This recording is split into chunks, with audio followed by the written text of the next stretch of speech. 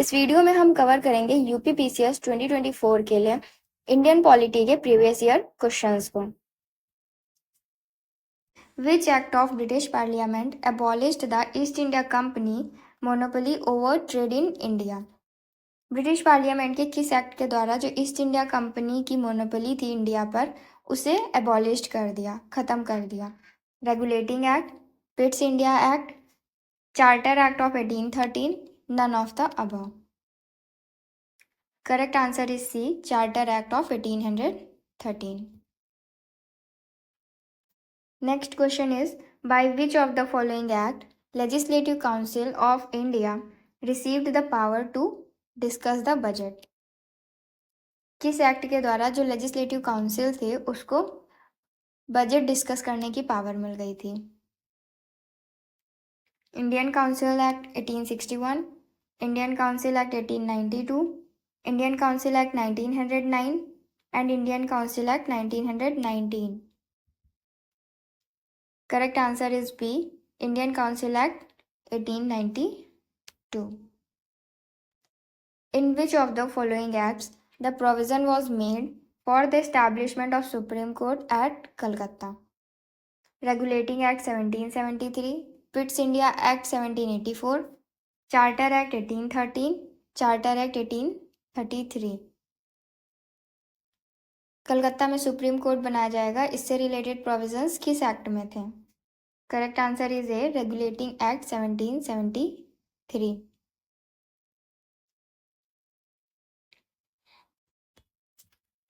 By which one of the following acts was the Federal Court in India created? India में federal court को किस act के द्वारा create किया गया था? Indian councils act 1861, government of India act 1909, government of India act 1919, none of the above? Correct answer is D, क्योंकि जो फेडरल कोर्ट है इंडिया में उसको क्रिएट किया गया था गवर्नमेंट ऑफ इंडिया एक्ट 1935 के अंडर। और ये कब क्रिएट हुई थी? फेडरल कोर्ट को क्रिएट किया गया था 1 अक्टूबर 1937 को। Next, the federal court of India was established in which of the following year? किस ईयर में फेडरल कोर्ट को एस्टैब्लिश किया गया? 1935, 1937, 1946, 1947? Correct answer is B, 1937.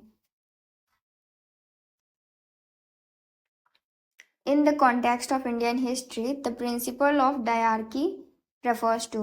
Diarchy का क्या मतलब होता है?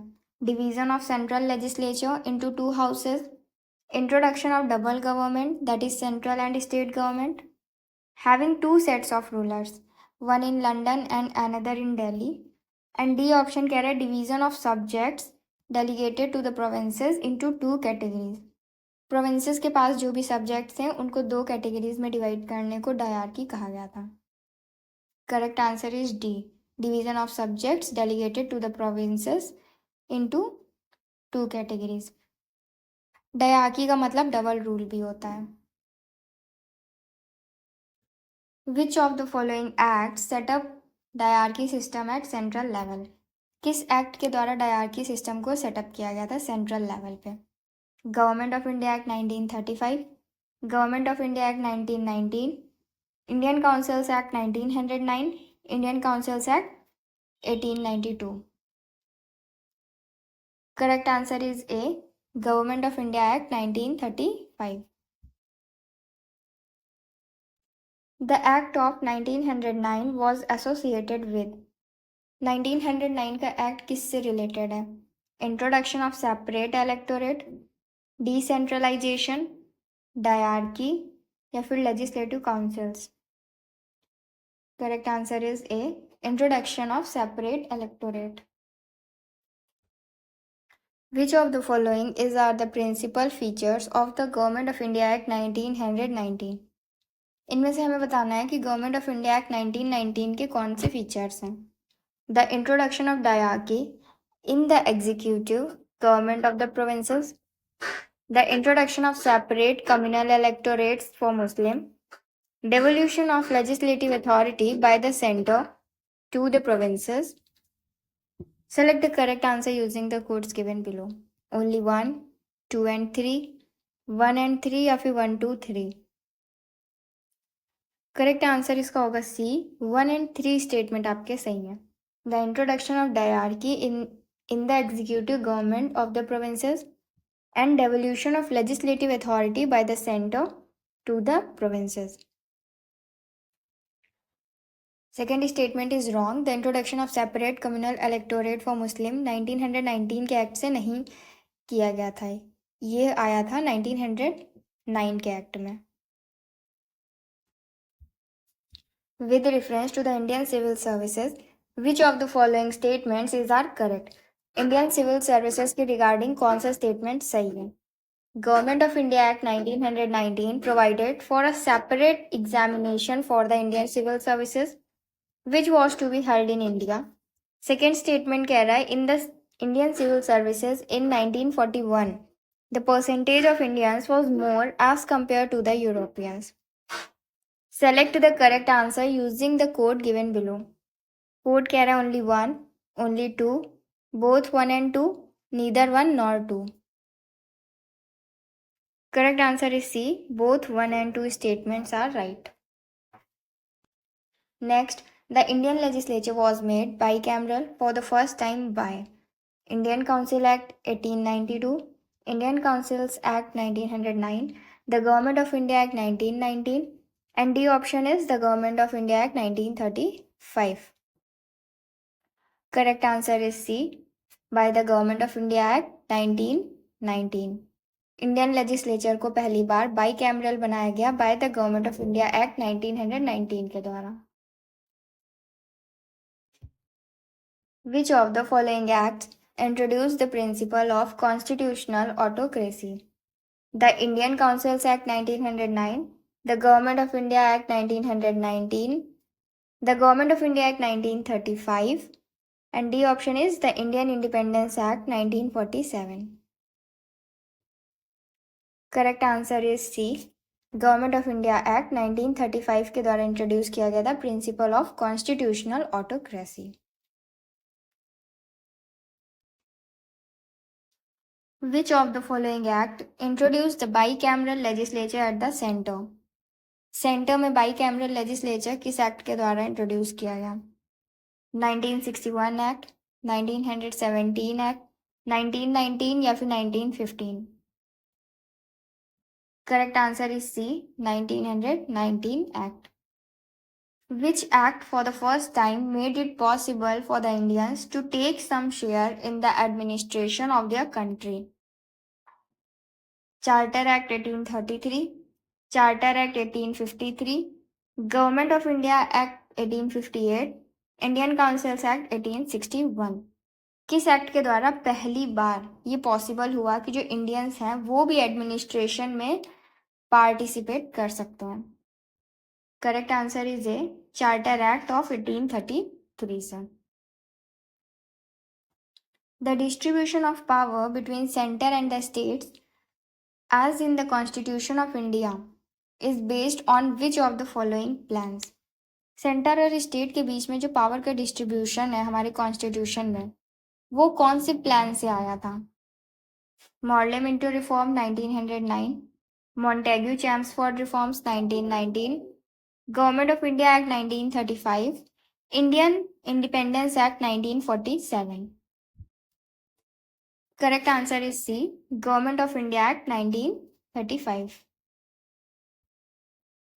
Next, a federal system and diarchy at the center was introduced in India by. Federal system and dyarchy को सेंटर में इंट्रोड्यूस किया गया था किस एक्ट के द्वारा? The act of 1909, act of 1919, act of 35, none of the above.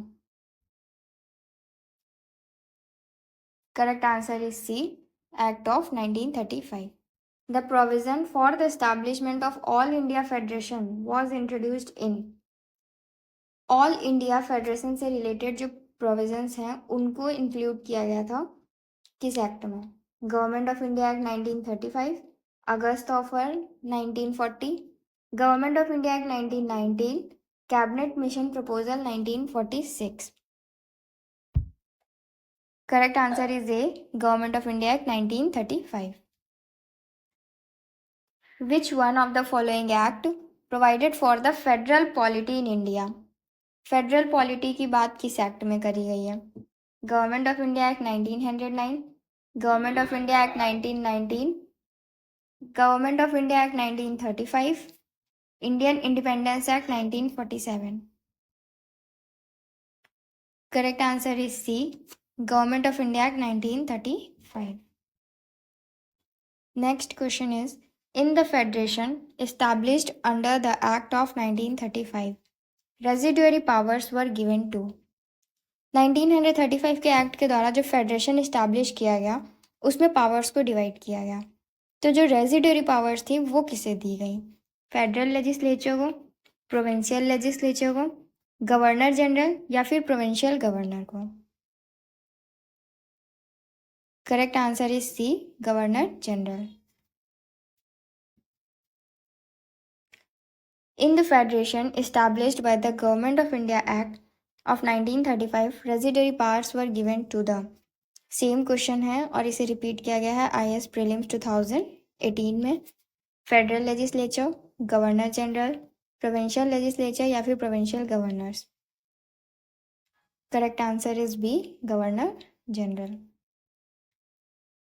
Which one of the following is not an important and permanent constituent in the constitutional history of India as adopted in the Government of India Act 1935?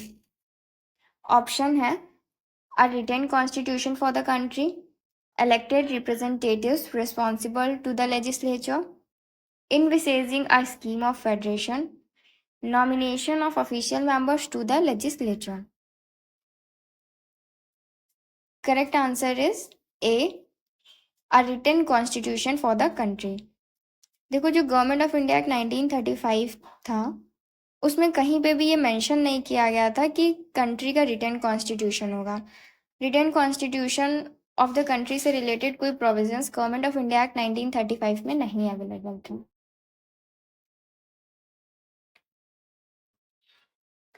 One amongst the following was not a salient feature of the Government of India Act 1935. इनमें से कौन सा government of India act 1935 का सैलेंट feature नहीं है? The act provided for an all India federation. Residuary subjects were allocated to provincial legislatures. It marked the beginning of the provincial autonomy. It abolished diarchy at the provincial level and introduced it at the center. Correct answer is B. Residuary subjects were allocated to provincial legislature. ये government of India act 1935 का feature नहीं है. इनमें से government of India act 1935 के सैलेंट feature कौन कौन से हैं? The act provided for an all India federation. It marked the beginning of the provincial autonomy. It abolished diarchy at the provincial and introduced it at the centre. तो next time आपसे ऐसे पूछा जा सकता है ना कि which among of the following are the salient features of the government of India act 1935, और ये 3 ऑप्शन आपको दे दिएगा. इसलिए हमें चारों ऑप्शंस पे ध्यान देना होता है. Why is the Government of India Act 1935 important? Government of India act 1935 इतना इम्पॉर्टेंट क्यों है? It is the main source of the Constitution of India. It gave independence to India. It envisages partition of India. It abolished the native states. Correct answer is A. It is the main source of the Constitution of India. Constitution of India बनाते time आधे से ज़्यादा portion जो है वो government of India act 1935 से लिया गया है. Which one of the following act led to the separation of Burma from India? इनमें से कौन से एक्ट से बर्मा का सेपरेशन हुआ इंडिया से? The Indian councils act 1909, government of India act 1919, government of India act 1935, Indian independence act 1947. Correct answer is C, government of India act 1935. Burma was separated from India according to the provisions of the Government of India Act 1935. The proposal for framing the Constitution of India by an elected Constituent Assembly was made by. India का constitution एक constituent assembly के द्वारा frame किया जाएगा. Constituent assembly elected होनी चाहिए. ऐसा proposal किसने रखा? Simon commission, government of India act 1935, Cripps mission, British cabinet delegation. Correct answer is C, Cripps mission. As per the cabinet mission plan in the constituent assembly to decide allotted member seat in each province, one representative was in ratio to which population? एक representative कितनी population के लिए खड़ा रहेगा? Correct answer is B, 10 lakh. 1 representative for 10 lakh people. ठीक है, ऐसा कहा गया था. Who among the following persons was not a member of cabinet mission? इनमें से कौन से कैबिनेट मिशन का मेंबर नहीं था? William Wood, Pethick Lawrence, Stafford Cripps, A B. Alexander. Correct answer is A, William Wood. Indian constituent assembly was established under. Indian constituent assembly को establish किया गया था किसके under? Government of India act 1935, Cripps mission 1942, cabinet mission 1946, Indian independence act 1947. Correct answer is C, cabinet mission 1946. In the interim government formed in 1946 में जो interim government बनी, the vice president of executive council was.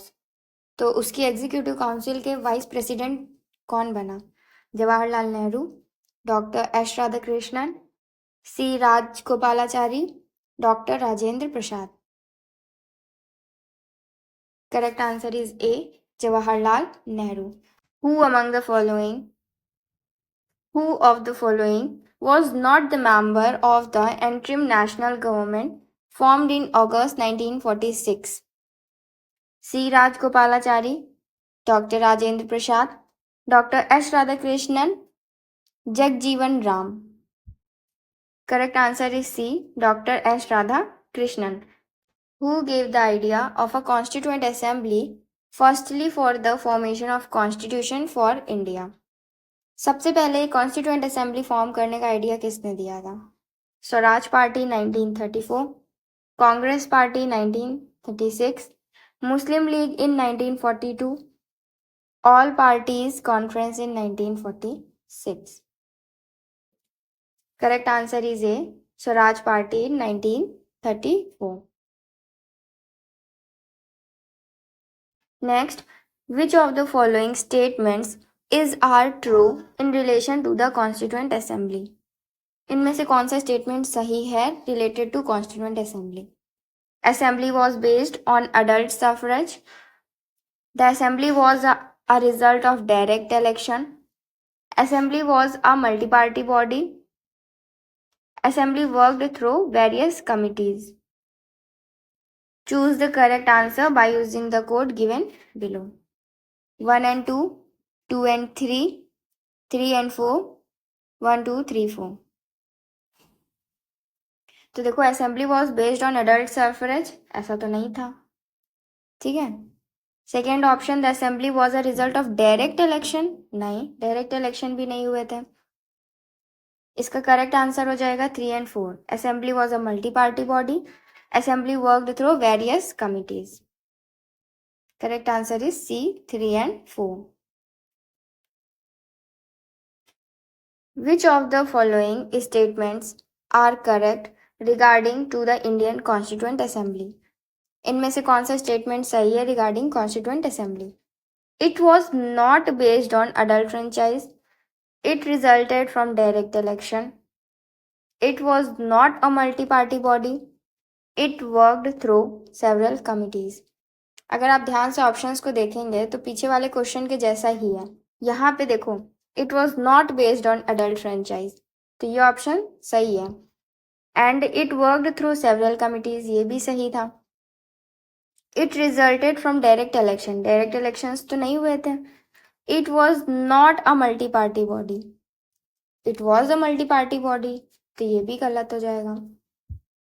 Correct answer इसका हो जाएगा A and D R true.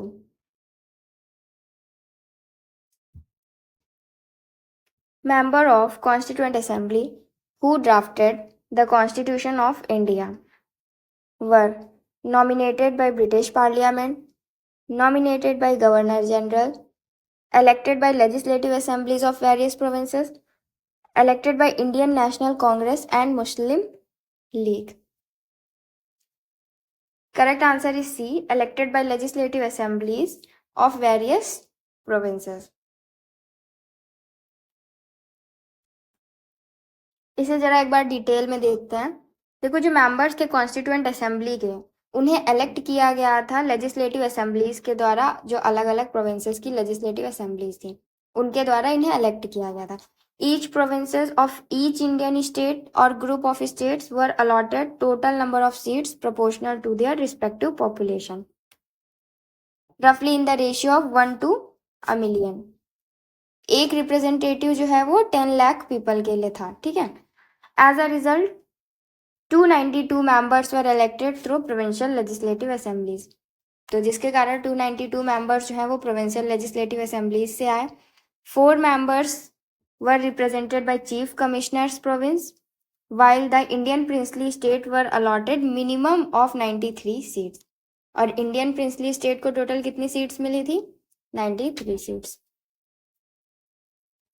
With reference to the Indian history, the members of the Constituent Assembly from the provinces were directly elected by the people of those provinces, nominated by the Indian National Congress and the Muslim League, elected by the provincial legislative assemblies, selected by the government for their expertise in constitutional matters. Correct answer is C, elected by the provincial legislative assemblies. Who was the chairman of the Constituent Assembly of India? Constituent Assembly of India के chairman कौन थे? Doctor Rajendra Prasad, doctor B R Ambedkar, mister Iyer, Pandit Jawaharlal Nehru. Correct answer is A, doctor Rajendra Prasad.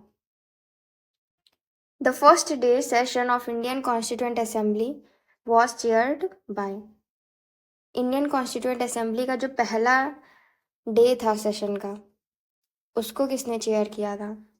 Doctor Rajendra Prasad, doctor Sachchidananda Sinha, doctor B R Ambedkar, Pandit Jawaharlal Nehru. Correct answer is B, doctor Sachchidananda Sinha. Who chaired the first meeting of Constituent Assembly? Correct answer is C, Dr. Sachidanand Sinha. Who was the first elected chairman of Constituent Assembly? Correct answer is C, Dr. Rajendra Prasad. Who was the president of the Constituent Assembly of Independent India? Dr. B. R. Ambedkar, Dr. Rajendra Prasad, C. Rajgopalachari, K. M. Munshi. Correct answer is B, Dr. Rajendra Prasad. Constituent Assembly of India was established on 10th June 1946, 9th December 1946, 26th November 1949, 26th December 1949. Correct answer is B, 9th of December 1946. The first session of Constituent Assembly was held on. Correct answer is A, 9th of December 1946. Bar bar questions repeat होते हैं previous year question से, इसीलिए previous year question लगाना बहुत important हो जाता है. When was the Constituent Assembly established? December 1946. When was the first session of the Constituent Assembly held? Again same question. Constituent Assembly का first session कब हुआ? Correct answer is B, 9th of December 1946 को.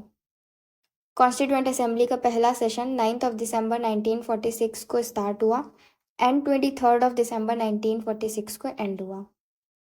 इसको attend किया था 207 members ने according to Rajya Sabha website. ठीक है. The resolution for giving a constitution to India was adopted by the Constituent Assembly on 22nd January 1946, 22nd January 1947, 20th February 1947, 26th July 1946. Correct answer is B, 26 जनवरी 1947 को जो resolution था उसे adopt किया गया था. Who proposed the preamble before the drafting committee of the Constitution? Jawaharlal Nehru, B R Ambedkar, B N Rau, Mahatma Gandhi.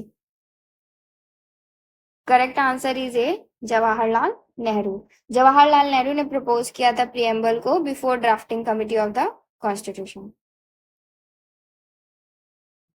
In relation to the formation of the Constitution of India, which of the following sentences is are correct?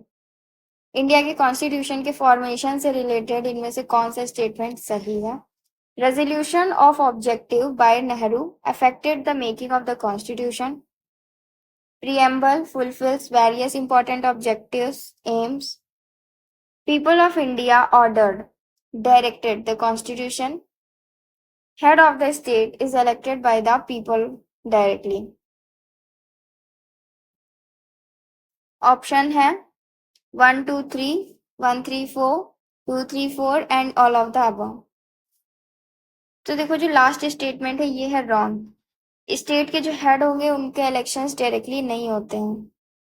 Correct answer हो जाएगा ए, 1, 2 and 3 statement जो है वो सही है. Who of the following presented the objective resolution? Objective resolution किसने present किया था? Doctor B R Ambedkar, Pandit Jawaharlal Nehru, doctor Rajendra Prasad, doctor C D Deshmukh. Correct answer is B, Pandit Jawaharlal Nehru. How many sessions of the Indian Constituent Assembly were conducted for the formulation of Indian Constitution? Total कितने sessions conduct किए गए थे? 7, 9, 12, 15. Correct answer is C, total 12 sessions conduct किए गए थे. Constituent assembly को 2 years 11 months and 18 days लगे constitution को कंप्लीट करने में.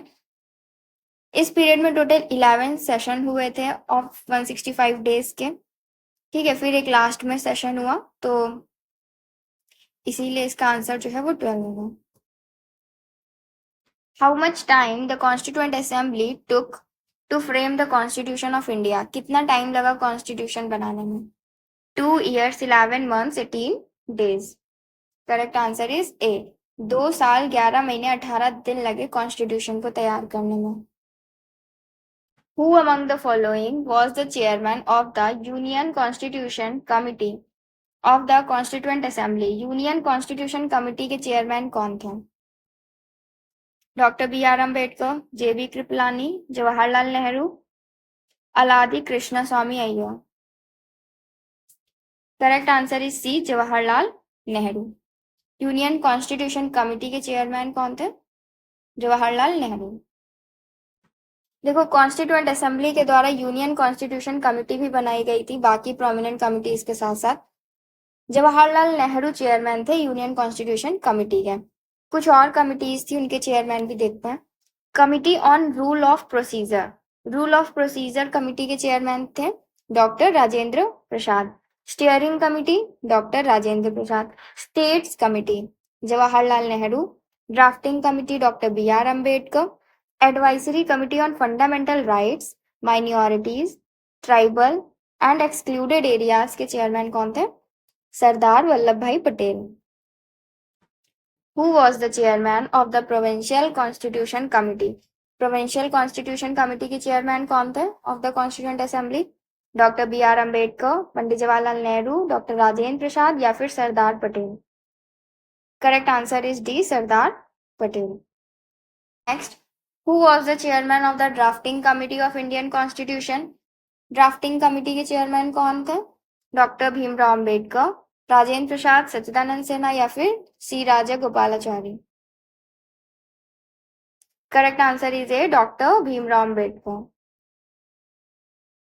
Next, who was the chairman of advisory committee on fundamental rights and minorities constituted by the Constituent Assembly?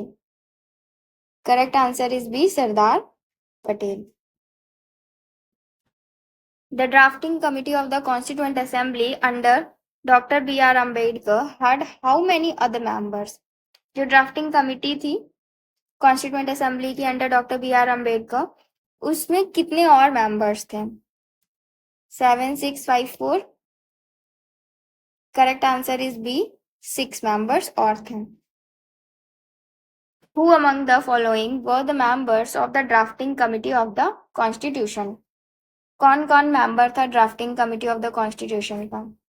N Gopalaswami, Jawaharlal Nehru, Alladi Krishnaswami Ayyar, Sardar Patel? Correct answer होगा N Gopalaswami and Alladi Krishnaswami Ayyar. 1 and 3. Correct answer is C, 1 and 3.